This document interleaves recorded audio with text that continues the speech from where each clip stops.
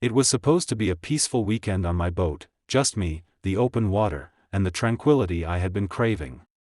The sun was shining, the waves gently rocked the hull, and I was getting ready to settle in with a cold drink and a good book. But as I sat down, there was a knock on the deck. I opened the door to find the last people I ever wanted to see, the Karen sisters. These two had made a name for themselves in the neighborhood by being entitled, rude, and constantly pushing boundaries. They had decided, without asking, that it was the perfect time for a party. Before I could even process what was happening, they had already stepped onto my boat, dragging their friends along with them. "We're just going to have a little fun," Karen number 1 said, like it was no big deal. Karen number 2 just grinned and plopped herself down on the couch, cracking open a can of soda and making herself at home. I asked them to leave, politely at first, but they ignored me completely.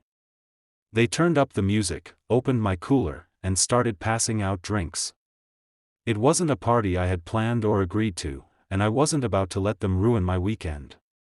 So, I waited. As the boat slowly drifted away from the dock, I calmly told them it was time to go. But when they stood up to gather their things, I made my move. I cut the engine loose. At first, they didn't even notice, they were too busy mingling and laughing.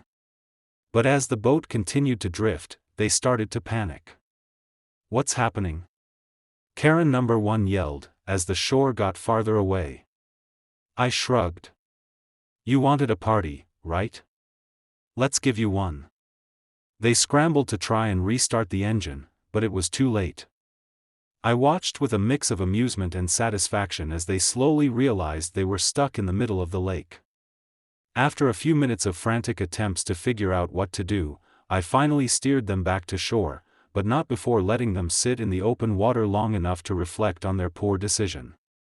When they got off, steaming with anger, I just smiled and reminded them that next time, they'd better ask before they throw a party on someone else's property.